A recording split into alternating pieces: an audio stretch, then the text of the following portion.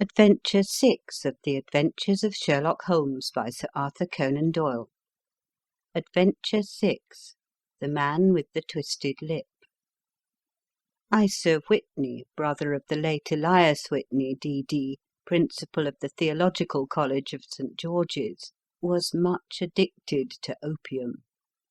The habit grew upon him, as I understand, from some foolish freak when he was at college. For having read De Quincey's description of his dreams and sensations, he had drenched his tobacco with laudanum in an attempt to produce the same effects.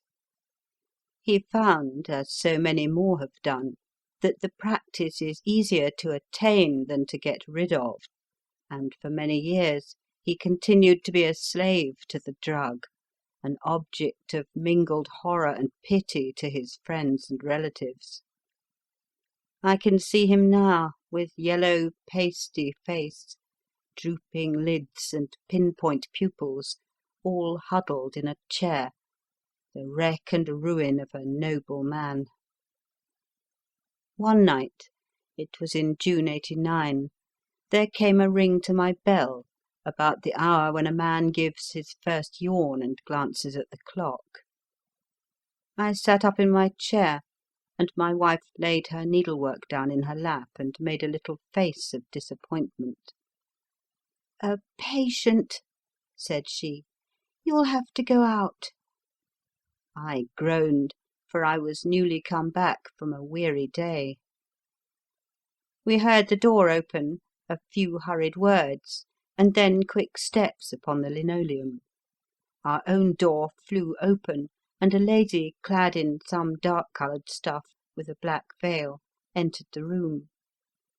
"You will excuse my calling so late," she began, and then, suddenly losing her self-control, she ran forward, threw her arms about my wife's neck, and sobbed upon her shoulder. "Oh, I'm in such trouble," she cried. "I do so want a little help." "Why," said my wife, pulling up her veil, "it is Kate Whitney. How you startled me, Kate. I had not an idea who you were when you came in." "I didn't know what to do, so I came straight to you." That was always the way. Folk who were in grief came to my wife like birds to a lighthouse. "It was very sweet of you to come. Now you must have some wine and water, and sit here comfortably and tell us all about it. Or should you rather that I sent James off to bed?" "Oh, no, no! I want the doctor's advice and help too. It's about Isa. He has not been home for 2 days. I am so frightened about him."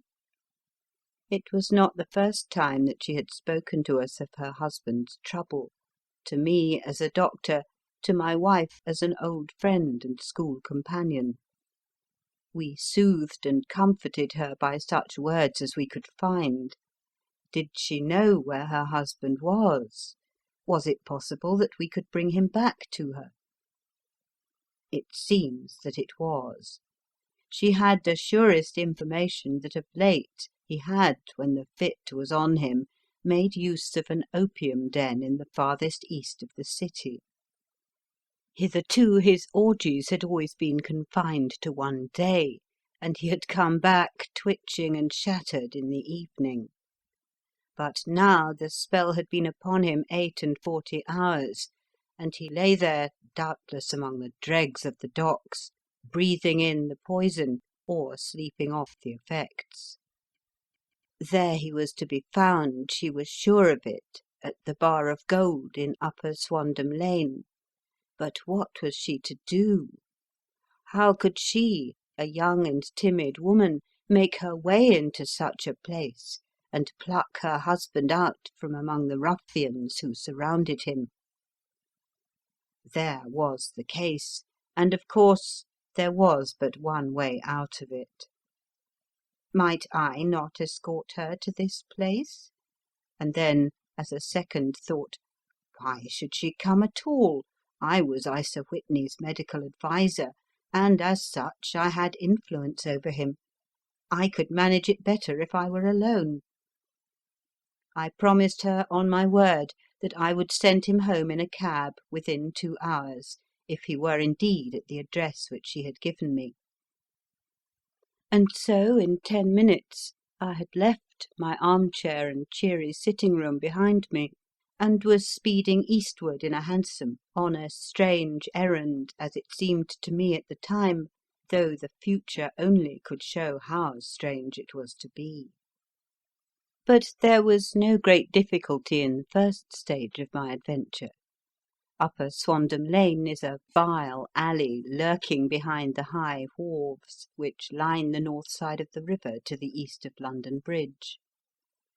Between a slop shop and a gin shop, approached by a steep flight of steps leading down to a black gap like the mouth of a cave, I found the den of which I was in search.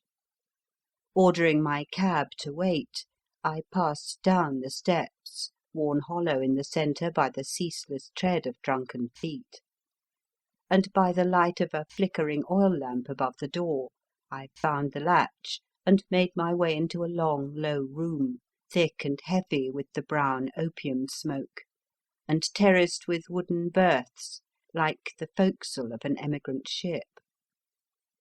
Through the gloom one could dimly catch a glimpse of bodies lying in strange, fantastic poses, bowed shoulders, bent knees, heads thrown back, and chins pointing upward, with here and there a dark, lack-lustre eye turned upon the newcomer. Out of the black shadows there glimmered little red circles of light, now bright, now faint, as the burning poison waxed or waned in the bowls of the metal pipes. The most lay silent, but some muttered to themselves, and others talked together in a strange, low, monotonous voice, their conversation coming in gushes and then suddenly tailing off into silence, each mumbling out his own thoughts and paying little heed to the words of his neighbour. At the farther end was a small brazier of burning charcoal, beside which, on a 3-legged wooden stool, there sat a tall, thin old man, with his jaw resting upon his 2 fists and his elbows upon his knees, staring into the fire. As I entered, a sallow Malay attendant had hurried up with a pipe for me and a supply of the drug, beckoning me to an empty berth. "Thank you, I have not come to stay," said I. "There is a friend of mine here, Mr. Isa Whitney, and I wish to speak with him." There was a movement and an exclamation from my right, and peering through the gloom I saw Whitney, pale, haggard and unkempt, staring out at me. "My God, it's Watson," said he. He was in a pitiable state of reaction, with every nerve in a twitter. "I say, Watson, what o'clock is it?" "Nearly 11. "Of what day?" "Of Friday, June the 19th. "Good heavens, I thought it was Wednesday." "It is Wednesday. What do you want to frighten a chap for?" He sank his face onto his arms and began to sob in a high treble key. "I tell you that it is Friday, man. Your wife has been waiting this 2 days for you. You should be ashamed of yourself." "So I am. But you've got mixed, Watson, for I have only been here a few hours. 3 pipes, 4 pipes, I forget how many. But I'll go home with you. I wouldn't frighten Kate. Poor little Kate. Give me your hand. Have you a cab?" "Yes, I have one waiting."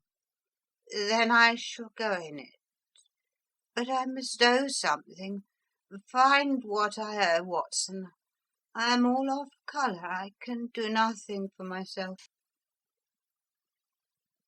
I walked down the narrow passage between the double row of sleepers, holding my breath to keep out the vile, stupefying fumes of the drug, and looking about for the manager. As I passed the tall man who sat by the brazier, I felt a sudden pluck at my skirt, and a low voice whispered, "Walk past me and then look back at me." The words fell quite distinctly upon my ear. I glanced down. They could only have come from the old man at my side, and yet he sat now as absorbed as ever, very thin, very wrinkled, bent with age, an opium pipe dangling down from between his knees, as though it had dropped in sheer lassitude from his fingers. I took 2 steps forward and looked back. It took all my self-control to prevent me from breaking out into a cry of astonishment. He had turned his back so that none could see him but I.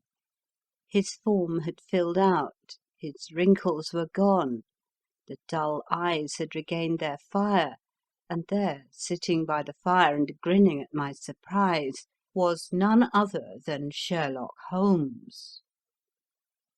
He made a slight motion to me to approach him, and instantly, as he turned his face half round to the company once more, subsided into a doddering, loose-lipped senility.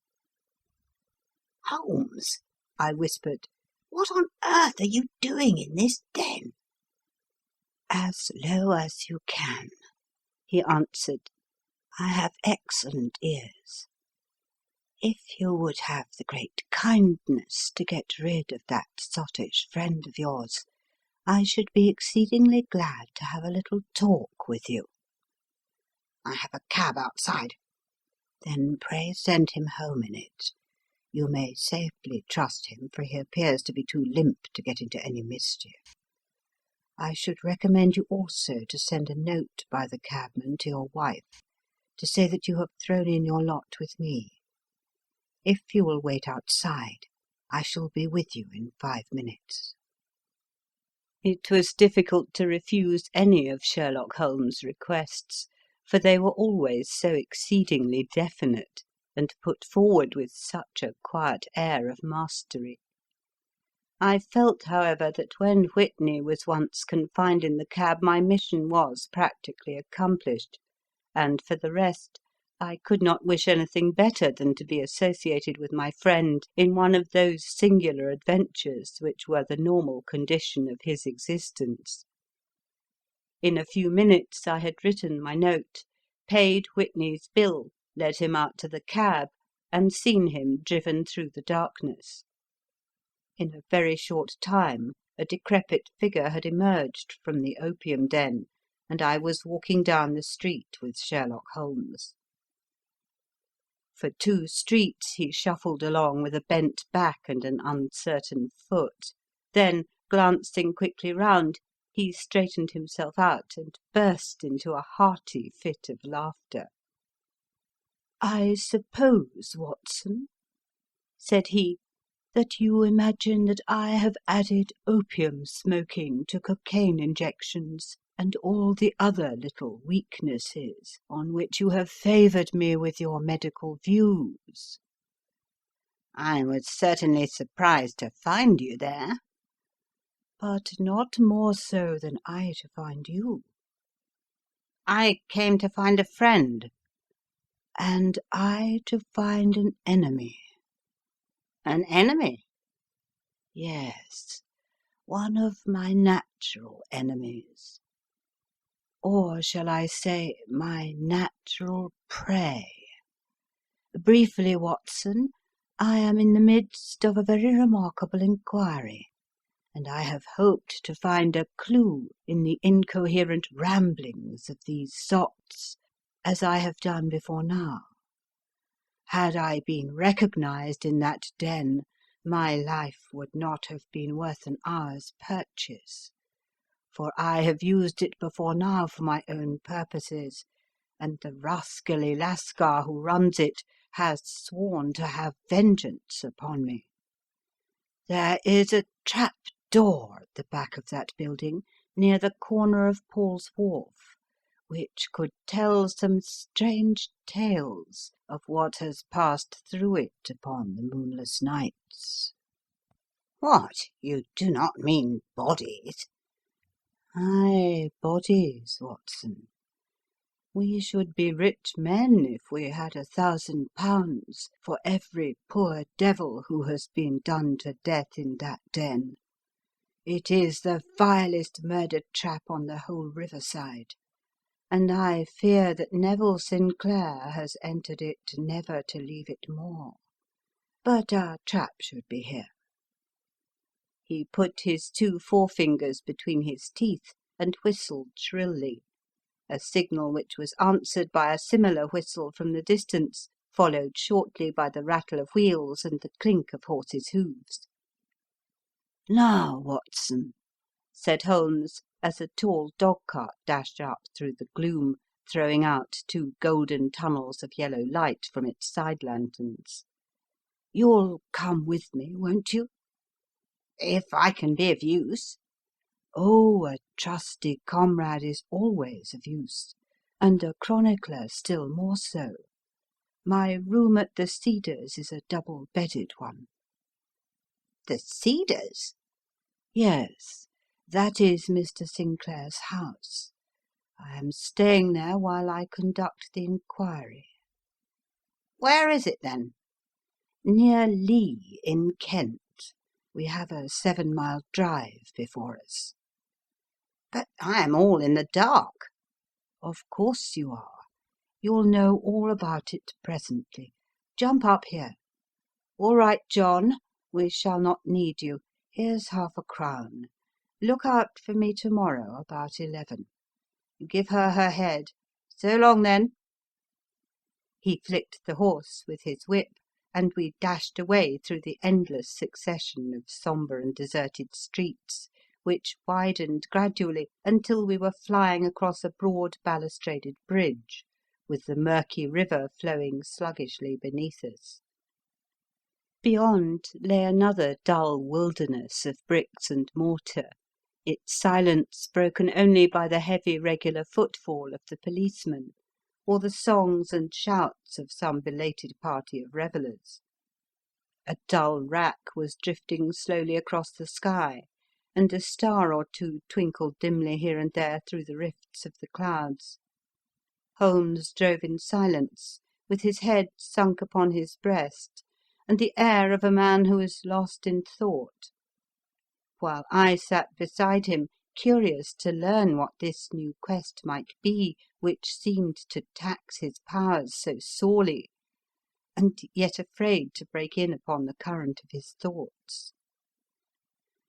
We had driven several miles, and were beginning to get to the fringe of the belt of suburban villas, when he shook himself, shrugged his shoulders, and lit up his pipe with the air of a man who has satisfied himself that he is acting for the best. "You have a grand gift of silence, Watson," said he. "It makes you quite invaluable as a companion. Upon my word, it is a great thing for me to have someone to talk to, for my own thoughts are not over pleasant. I was wondering what I should say to this dear little woman to-night when she meets me at the door." "You forget that I know nothing about it."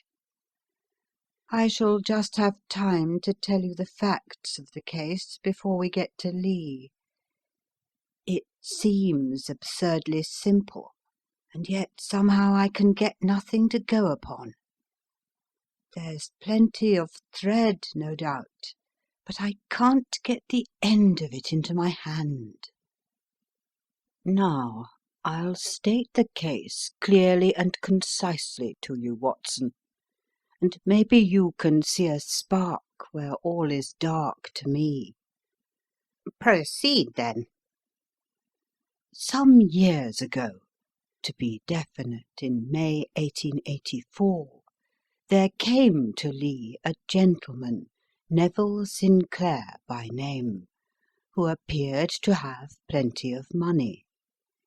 He took a large villa, laid out the grounds very nicely, and lived generally in good style. By degrees he made friends in the neighbourhood, and in 1887 he married the daughter of a local brewer, by whom he now has 2 children. He had no occupation, but was interested in several companies, and went into town as a rule in the morning, returning by the 5:14 from Cannon Street every night. Mr. Sinclair is now 37 years of age, is a man of temperate habits, a good husband, a very affectionate father, and a man who is popular with all who know him. I may add that his whole debts at the present moment, as far as we have been able to ascertain, amount to £88 10s, while he has £220 standing to his credit in the Capital and Counties Bank. There is no reason, therefore, to think that money troubles have been weighing upon his mind. Last Monday Mr. Neville Sinclair went into town rather earlier than usual, remarking before he started that he had 2 important commissions to perform, and that he would bring his little boy home a box of bricks. And now, by the merest chance, his wife received a telegram upon this same Monday, very shortly after his departure, to the effect that a small parcel of considerable value, which she had been expecting, was waiting for her at the offices of the Aberdeen Shipping Company. Now, if you are well up in your London, you will know that the office of the company is in Fresno Street, which branches out of Upper Swandam Lane, where you found me tonight.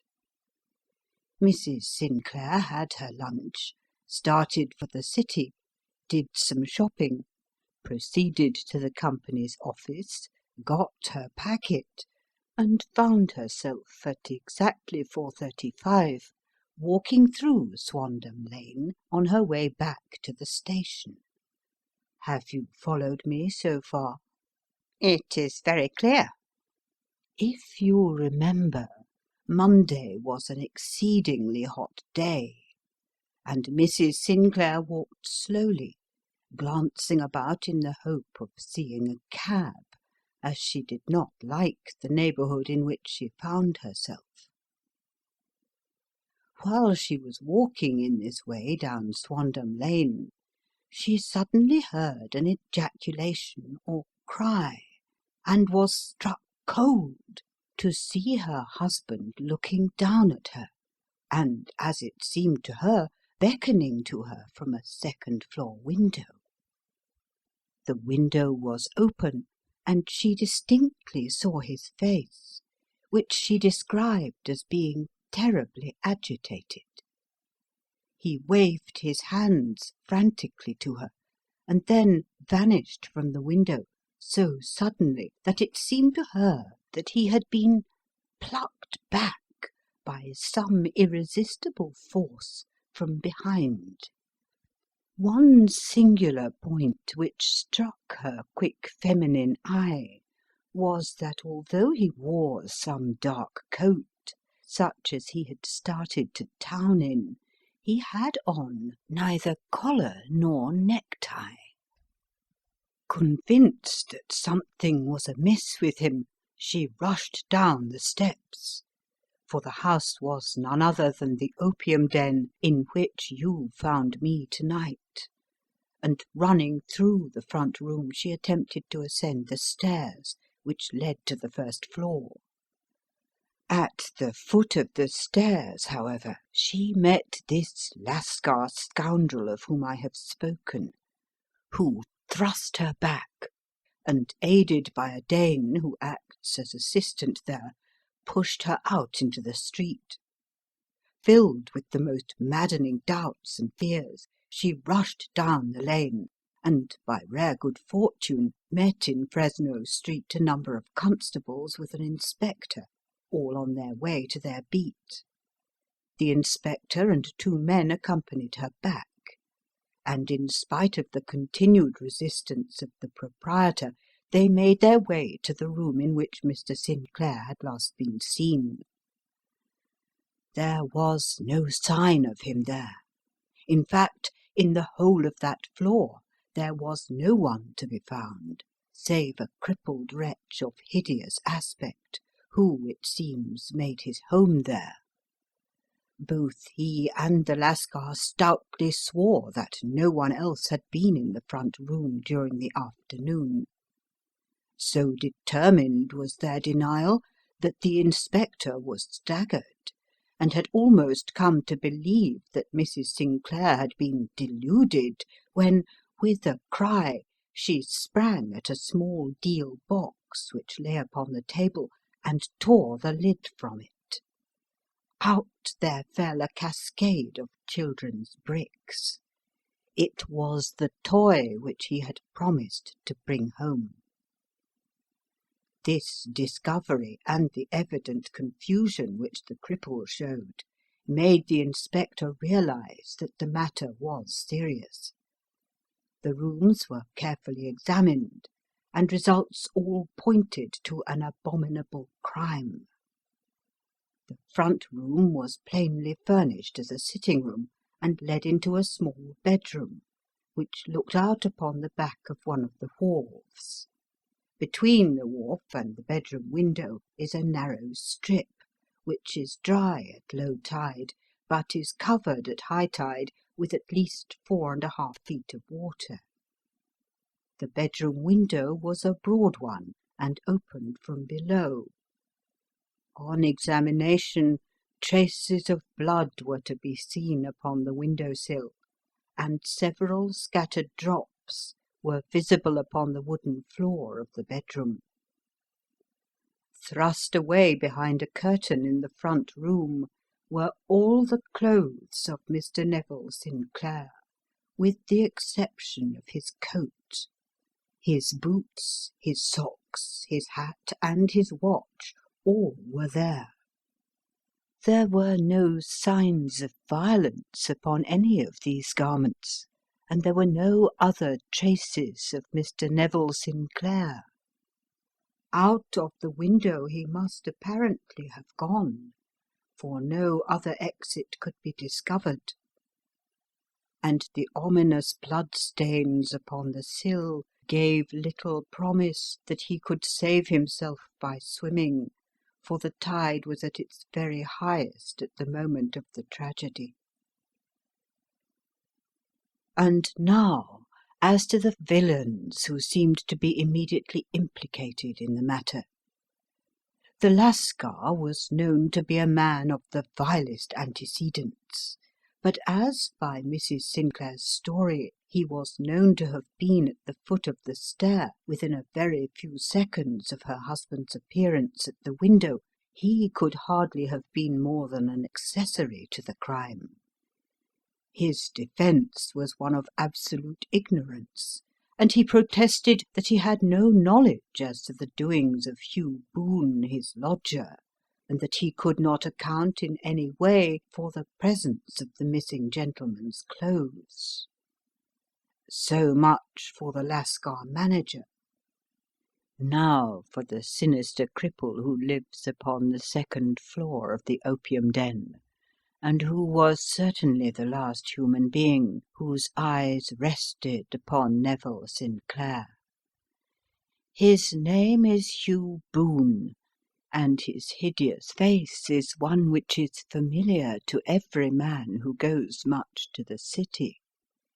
He is a professional beggar, though in order to avoid the police regulations, he pretends to a small trade in wax vestas. Some little distance down Threadneedle Street upon the left-hand side, there is, as you may have remarked, a small angle in the wall.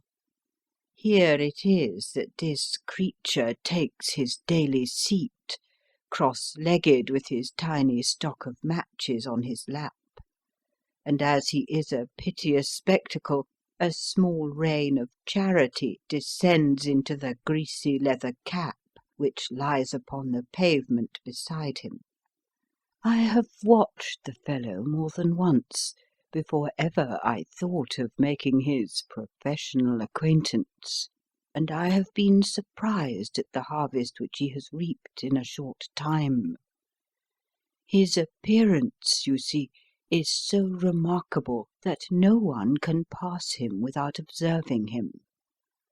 A shock of orange hair, a pale face disfigured by a horrible scar, which by its contraction has turned up the outer edge of his upper lip, a bulldog chin, and a pair of very penetrating dark eyes, which present a singular contrast to the colour of his hair, all mark him out from amid the common crowd of mendicants, and so too does his wit, for he is ever ready with a reply to any piece of chaff which may be thrown at him by the passers-by.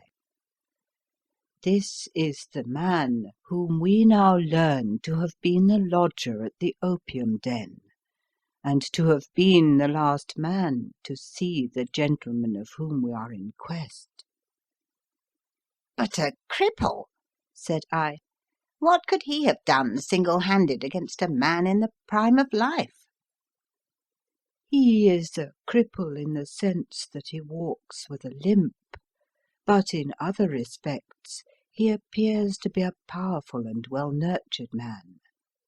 Surely your medical experience would tell you, Watson, that weakness in one limb is often compensated for by exceptional strength in the others. Pray continue your narrative.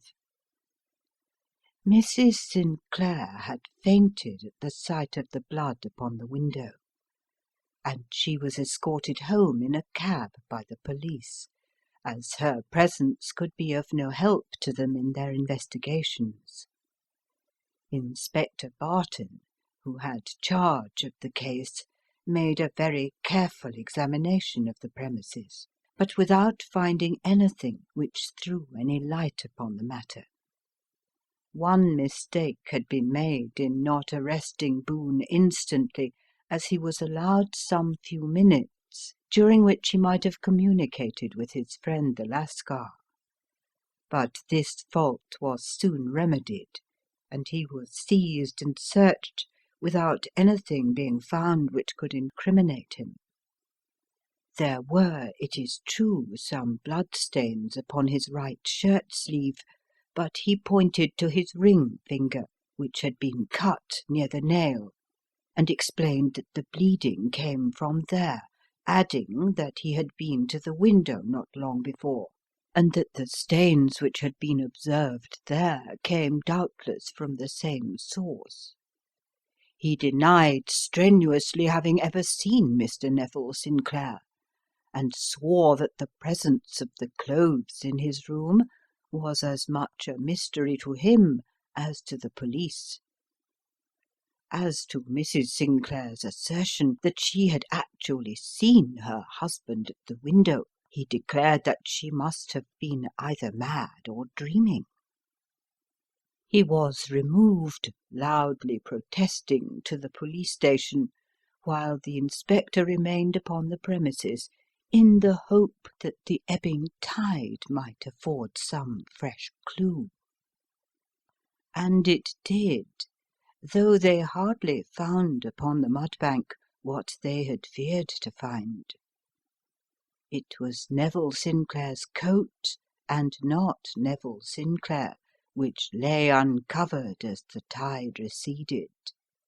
And what do you think they found in the pockets?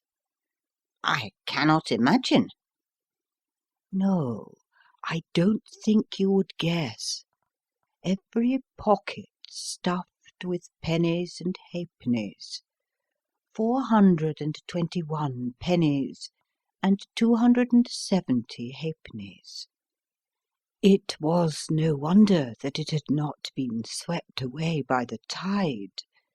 But a human body is a different matter.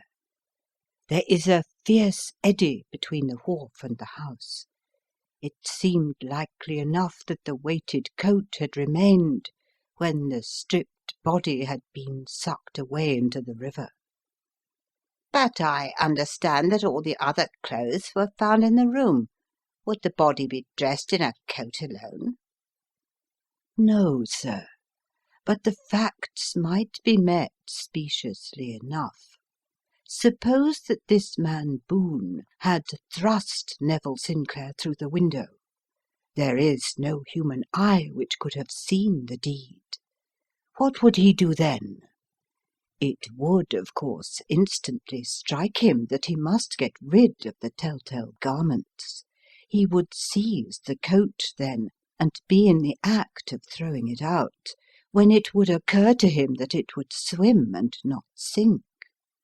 He has little time, for he has heard the scuffle downstairs when the wife tried to force her way up, and perhaps he has already heard from his Lascar confederate that the police are hurrying up the street. There is not an instant to be lost. He rushes to some secret hoard where he has accumulated the fruits of his beggary, and he stuffs all the coins upon which he can lay his hands into the pockets to make sure of the coat's sinking. He throws it out, and would have done the same with the other garments had not he heard the rush of steps below, and only just had time to close the window when the police appeared." "It certainly sounds feasible." Well, we will take it as a working hypothesis for want of a better. Boone, as I have told you, was arrested and taken to the station, but it could not be shown that there had ever before been anything against him. He had for years been known as a professional beggar, but his life appeared to have been a very quiet and innocent one. There the matter stands at present, and the questions which have to be solved: what Neville Sinclair was doing in the opium den, what happened to him when there, where he is now, and what Hugh Boone had to do with his disappearance, are all as far from a solution as ever. I confess that I cannot recall any case within my experience which looked at the first glance so simple, and yet which presented such difficulties. While Sherlock Holmes had been detailing this singular series of events, we had been whirling through the outskirts of the great town until the last straggling houses had been left behind, and we rattled along with a country hedge upon either side of us. Just as he finished, however, we drove through two scattered villages, where a few lights still glimmered in the windows. "We are on the outskirts of Lee," said my companion. "We have touched on 3 English counties in our short drive, starting in Middlesex, passing over an angle of Surrey, and ending in Kent. See that light among the trees? That is the Cedars, and beside that lamp sits a woman whose anxious ears have already, I have little doubt, caught the clink of our horses' feet." "But why are you not conducting the case from Baker Street?" I asked. "Because there are many inquiries which must be made out here. Mrs. Sinclair has most kindly put 2 rooms at my disposal, and you may rest assured that she will have nothing but a welcome for my friend and colleague. I hate to meet her, Watson, when I have no news of her husband. Here we are. Whoa there, whoa!" We had pulled up in front of a large villa which stood within its own grounds. A stable boy had run out to the horse's head, and, springing down, I followed Holmes up the small winding gravelled drive which led to the house.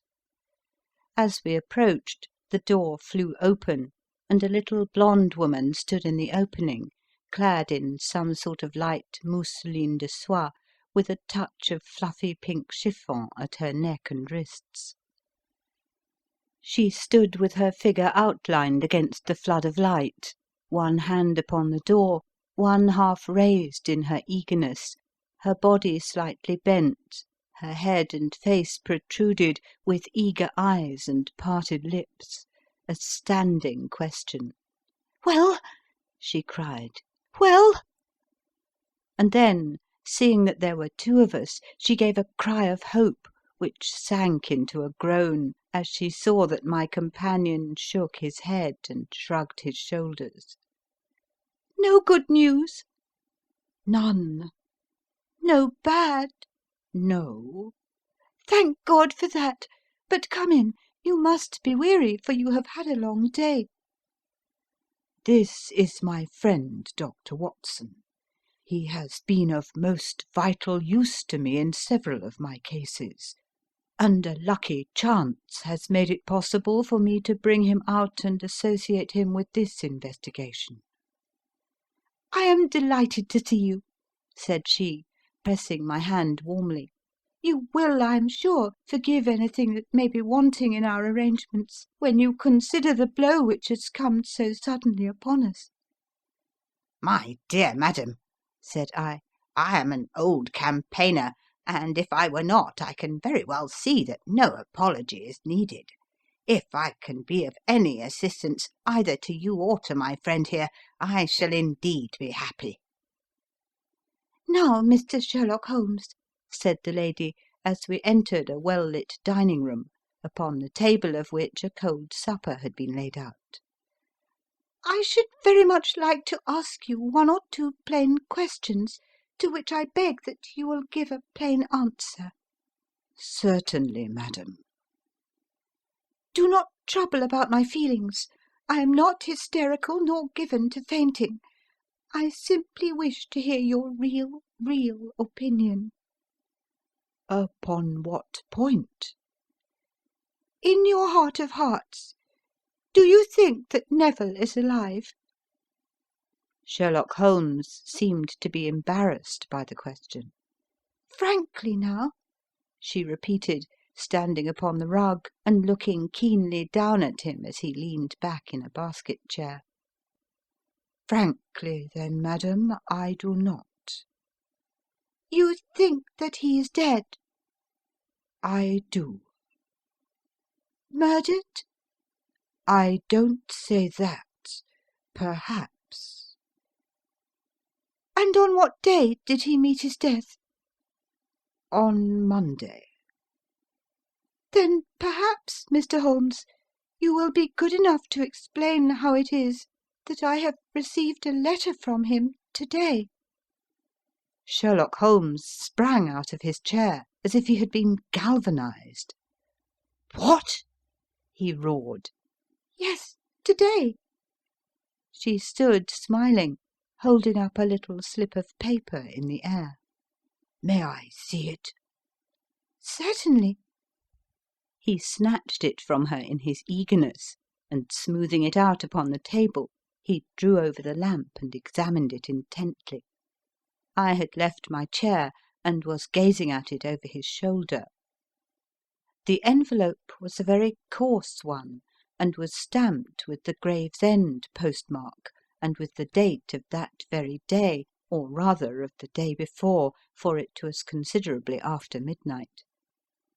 "Coarse writing," murmured Holmes.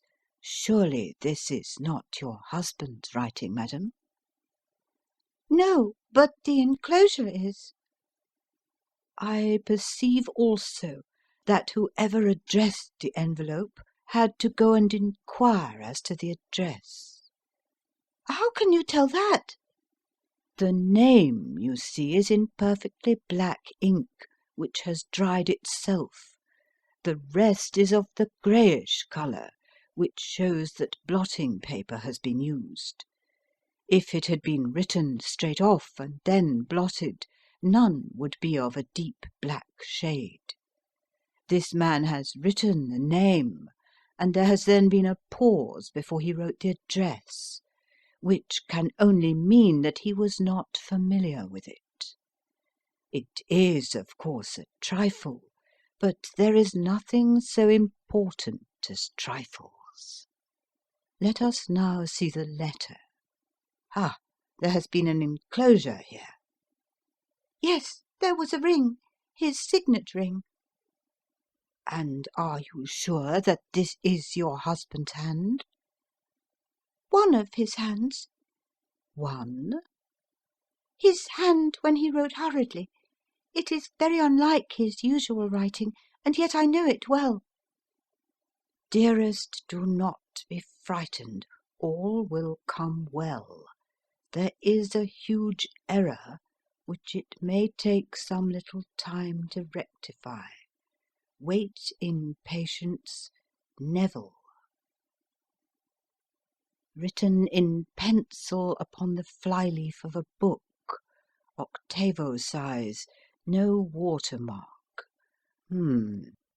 Posted today in Gravesend by a man with a dirty thumb. Ha! And the flap has been gummed, if I am not very much in error, by a person who had been chewing tobacco. And you have no doubt that this is your husband's hand, madam? None. Neville wrote those words. And they were posted today at Gravesend. Well, Mrs. Sinclair, the clouds lighten, though I should not venture to say that the danger is over. But he must be alive, Mr. Holmes. Unless this is a clever forgery to put us on the wrong scent. The ring, after all, proves nothing. It may have been taken from him. No, no, it is his very own writing. Very well. It may, however, have been written on Monday and only posted today. That is possible. If so, much may have happened between. Oh, you must not discourage me, Mr. Holmes. I know that all is well with him.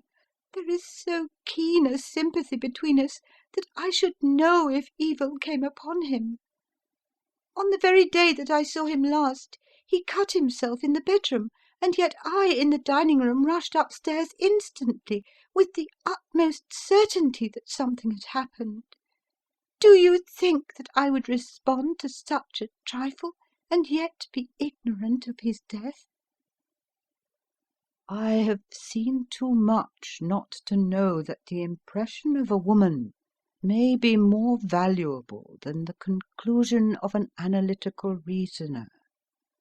And in this letter you certainly have a very strong piece of evidence to corroborate your view. But if your husband is alive and able to write letters, why should he remain away from you? I cannot imagine. It is unthinkable. And on Monday he made no remarks before leaving you? No. And you were surprised to see him in Swandam Lane? Very much so. Was the window open? Yes. Then he might have called to you? He might. He only, as I understand, gave an inarticulate cry. Yes. A call for help, you thought? Yes. He waved his hands. But it might have been a cry of surprise. Astonishment at the unexpected sight of you might cause him to throw up his hands. It is possible. And you thought he was pulled back? He disappeared so suddenly.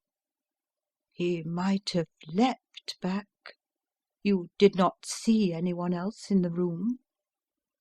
No, but this horrible man confessed to having been there, and the Lascar was at the foot of the stairs. Quite so. Your husband, as far as you could see, had his ordinary clothes on? But without his collar or tie. I distinctly saw his bare throat. Had he ever spoken of Swandam Lane? Never. Had he ever showed any signs of having taken opium? Never. Thank you, Mrs. Sinclair. Those are the principal points about which I wished to be absolutely clear. We shall now have a little supper and then retire, for we may have a very busy day tomorrow.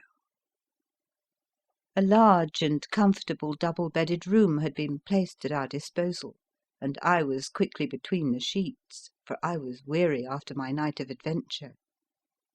Sherlock Holmes was a man, however, who, when he had an unsolved problem upon his mind, would go for days and even for a week without rest, turning it over, rearranging his facts, looking at it from every point of view until he had either fathomed it or convinced himself that his data were insufficient. It was soon evident to me that he was now preparing for an all-night sitting. He took off his coat and waistcoat, put on a large blue dressing gown, and then wandered about the room collecting pillows from his bed and cushions from the sofa and armchairs. With these he constructed a sort of Eastern divan, upon which he perched himself cross-legged, with an ounce of shag tobacco and a box of matches laid out in front of him. In the dim light of the lamp I saw him sitting there, an old briar pipe between his lips, his eyes fixed vacantly upon the corner of the ceiling, the blue smoke curling up from him, silent, motionless, with the light shining upon his strong-set aquiline features. So he sat as I dropped off to sleep, and so he sat when a sudden ejaculation caused me to wake up, and I found the summer sun shining into the apartment. The pipe was still between his lips, the smoke still curled upward, and the room was full of a dense tobacco haze, but nothing remained of the heap of shag which I had seen upon the previous night. "Awake, Watson?" he asked. Yes. "Game for a morning drive?" Certainly. "Then dress. No one is stirring yet, but I know where the stable boy sleeps, and we shall soon have the trap out." He chuckled to himself as he spoke, his eyes twinkled, and he seemed a different man to the sombre thinker of the previous night. As I dressed, I glanced at my watch. It was no wonder that no one was stirring. It was 25 minutes past 4. I had hardly finished when Holmes returned with the news that the boy was putting in the horse. "I want to test a little theory of mine," said he, pulling on his boots. "I think, Watson, that you are now standing in the presence of one of the most absolute fools in Europe. I deserve to be kicked from here to Charing Cross. But I think I have the key of the affair now." "And where is it?" I asked, smiling. "In the bathroom," he answered. "Oh, yes, I am not joking," he continued, seeing my look of incredulity. "I have just been there, and I have taken it out, and I have got it in this Gladstone bag. Come on, my boy, and we shall see whether it will not fit the lock." We made our way downstairs as quietly as possible and out into the bright morning sunshine. In the road stood our horse and trap, with the half-clad stable boy waiting at the head. We both sprang in, and away we dashed down the London road. A few country carts were stirring, bearing in vegetables to the metropolis, but the lines of villas on either side were as silent and lifeless as some city in a dream. "It has been in some points a singular case," said Holmes, flicking the horse on into a gallop. "I confess that I have been as blind as a mole, but it is better to learn wisdom late than never to learn it at all." In town the earliest risers were just beginning to look sleepily from their windows as we drove through the streets on the Surrey side. Passing down the Waterloo Bridge Road, we crossed over the river, and dashing up Wellington Street, wheeled sharply to the right and found ourselves in Bow Street. Sherlock Holmes was well known to the force, and the two constables at the door saluted him. One of them held the horse's head, while the other led us in. "Who is on duty?" asked Holmes. Inspector Bradstreet, sir. "Ah, Bradstreet, how are you?" A tall, stout official had come down the stone-flagged passage in a peaked cap and frogged jacket. "I wish to have a quiet word with you, Bradstreet." "Certainly, Mr. Holmes. Step into my room here." It was a small office-like room, with a huge ledger upon the table, and a telephone projecting from the wall. The inspector sat down at his desk. "What can I do for you, Mr. Holmes?" "I call about that beggar man, Boone, the one who was charged with being concerned in the disappearance of Mr. Neville St. Clair of Lee." Yes, he was brought up and remanded for further inquiries. "So I heard. You have him here?" In the cells. "Is he quiet?" Oh, he gives no trouble, but he is a dirty scoundrel." "Dirty?"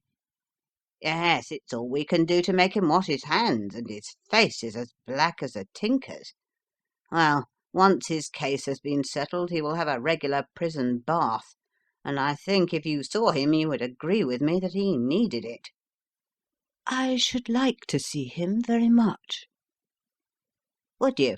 That is easily done. Come this way. You can leave your bag." "No, I think that I'll take it." "Very good. Come this way, if you please." He led us down a passage, opened a barred door, passed down a winding stair, and brought us to a whitewashed corridor with a line of doors on each side. "The third on the right is his," said the inspector. "Here it is." He quietly shot back a panel in the upper part of the door, and glanced through. "He is asleep," said he. "You can see him very well." We both put our eyes to the grating. The prisoner lay with his face towards us in a very deep sleep, breathing slowly and heavily. He was a middle-sized man, coarsely clad as became his calling, with a coloured shirt protruding through the rent in his tattered coat. He was, as the inspector had said, extremely dirty, but the grime which covered his face could not conceal its repulsive ugliness. A broad weal from an old scar ran right across it from eye to chin, and by its contraction had turned up one side of the upper lip, so that 3 teeth were exposed in a perpetual snarl. A shock of very bright red hair grew low over his eyes and forehead. "He's a beauty, isn't he?" said the inspector. "He certainly needs a wash," remarked Holmes. "I had an idea that he might, and I took the liberty of bringing the tools with me." He opened the Gladstone bag as he spoke, and took out, to my astonishment, a very large bath sponge. "You are a funny one," chuckled the inspector. "Now, if you will have the great goodness to open that door very quietly, we will soon make him cut a much more respectable figure." "Well, I don't know why not," said the inspector. "He doesn't look a credit to the Bow Street cells, does he?" He slipped his key into the lock and we all very quietly entered the cell. The sleeper half turned, and then settled down once more into a deep slumber. Holmes stooped to the water jug, moistened his sponge, and then rubbed it twice vigorously across and down the prisoner's face. "Let me introduce you," he shouted, "to Mr. Neville St. Clair of Lee, in the county of Kent." Never in my life have I seen such a sight. The man's face peeled off under the sponge like the bark from a tree.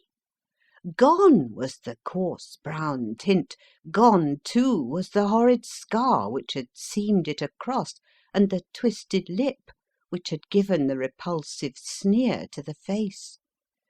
A twitch brought away the tangled red hair, and there, sitting up in his bed, was a pale, sad-faced, refined-looking man, black-haired and smooth-skinned, rubbing his eyes and staring about him with sleepy bewilderment. Then, suddenly realizing the exposure, he broke into a scream and threw himself down with his face to the pillow. "Great heavens!" cried the inspector. "It is indeed the missing man! I know him from the photograph." The prisoner turned with the reckless air of a man who abandons himself to his destiny. "Be it so," said he. "And pray what am I charged with?" "With making away with Mr. Neville St.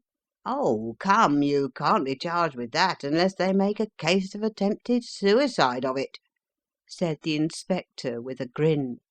"Well, I have been 27 years in the force, but this really takes the cake." "If I am Mr. Neville St. Clair, then it is obvious that no crime has been committed, and that therefore I am illegally detained."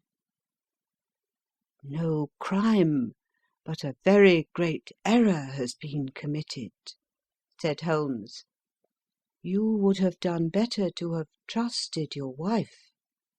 "It was not the wife, it was the children," groaned the prisoner. "God help me, I would not have them ashamed of their father. My God, what an exposure! What can I do?" Sherlock Holmes sat down beside him on the couch and patted him kindly on the shoulder. "If you leave it to a court of law to clear the matter up," said he, "of course you can hardly avoid publicity. On the other hand, if you convince the police authorities that there is no possible case against you, I do not know that there is any reason that the details should find their way into the papers. Inspector Bradstreet would, I am sure, make notes upon anything which you might tell us, and submit it to the proper authorities. The case would then never go into court at all." "God bless you!" cried the prisoner passionately. "I would have endured imprisonment, aye, even execution, rather than have left my miserable secret as a family blot to my children. You are the first who have ever heard my story. My father was a schoolmaster in Chesterfield, where I received an excellent education. I travelled in my youth, took to the stage, and finally became a reporter on an evening paper in London. One day my editor wished to have a series of articles upon begging in the metropolis, and I volunteered to supply them. There was the point from which all my adventures started. It was only by trying begging as an amateur that I could get the facts on which to base my articles. When an actor, I had, of course, learned all the secrets of making up, and had been famous in the green room for my skill. I took advantage now of my attainments. I painted my face, and, to make myself as pitiable as possible, I made a good scar and fixed one side of my lip in a twist by the aid of a small slip of flesh-coloured plaster. Then, with a red head of hair and an appropriate dress, I took my station in the business part of the city, ostensibly as a match seller, but really as a beggar. For 7 hours I plied my trade, and when I returned home in the evening, I found to my surprise that I had received no less than 26 shillings and fourpence. I wrote my articles and thought little more of the matter, until, some time later, I backed a bill for a friend and had a writ served upon me for £25. I was at my wit's end where to get the money, but a sudden idea came to me. I begged a fortnight's grace from the creditor, asked for a holiday from my employers, and spent the time in begging in the city under my disguise. In 10 days I had the money and had paid the debt. Well, you can imagine how hard it was to settle down to arduous work at £2 a week, when I knew that I could earn as much in a day by smearing my face with a little paint, laying my cap on the ground, and sitting still. It was a long fight between my pride and the money, but the dollars won at last, and I threw up reporting and sat day after day in the corner which I had first chosen, inspiring pity by my ghastly face and filling my pockets with coppers. Only one man knew my secret. He was the keeper of a low den in which I used to lodge in Swandam Lane, where I could every morning emerge as a squalid beggar, and in the evenings transform myself into a well-dressed man about town. This fellow, a Lascar, was well paid by me for his rooms, so that I knew that my secret was safe in his possession. Well, very soon I found that I was saving considerable sums of money. I do not mean that any beggar in the streets of London could earn £700 a year, which is less than my average takings, but I had exceptional advantages in my power of making up, and also in a facility of repartee, which improved by practice and made me quite a recognized character in the city. All day a stream of pennies, varied by silver, poured in upon me, and it was a very bad day in which I failed to take £2. As I grew richer, I grew more ambitious, took a house in the country, and eventually married, without anyone having a suspicion as to my real occupation. My dear wife knew that I had business in the city. She little knew what. Last Monday I had finished for the day and was dressing in my room above the opium den, when I looked out of my window and saw to my horror and astonishment that my wife was standing in the street, with her eyes fixed full upon me. I gave a cry of surprise, threw up my arms to cover my face, and rushing to my confidant, the Lascar, entreated him to prevent anyone from coming up to me. I heard her voice downstairs, but I knew that she could not ascend. Swiftly I threw off my clothes, pulled on those of a beggar, and put on my pigments and wig. Even a wife's eyes could not pierce so complete a disguise. But then it occurred to me that there might be a search in the room, and that the clothes might betray me. I threw open the window, reopening by my violence a small cut which I had inflicted upon myself in the bedroom that morning. Then I seized my coat, which was weighted by the coppers which I had just transferred to it from the leather bag in which I carried my takings. I hurled it out of the window, and it disappeared into the Thames. The other clothes would have followed, but at that moment there was a rush of constables up the stair, and a few minutes after I found, rather I confess to my relief, that instead of being identified as Mr. Neville St, I was arrested as his murderer. I do not know that there is anything else for me to explain. I was determined to preserve my disguise as long as possible, and hence my preference for a dirty face. Knowing that my wife would be terribly anxious, I slipped off my ring and confided it to the Lascar at a moment when no constable was watching me, together with a hurried scrawl, telling her that she had no cause to fear. That note only reached her yesterday, said Holmes. Good God, what a week she must have spent! The police have watched this Lascar, said Inspector Bradstreet, and I can quite understand that he might find it difficult to post a letter unobserved. Probably he handed it to some sailor customer of his who forgot all about it for some days. That was it, said Holmes, nodding approvingly. I have no doubt of it. But have you never been prosecuted for begging? Many times, but what was a fine to me? It must stop here, however, said Bradstreet. If the police are to hush this thing up, there must be no more of Hugh Boone. I have sworn it by the most solemn oaths which a man can take.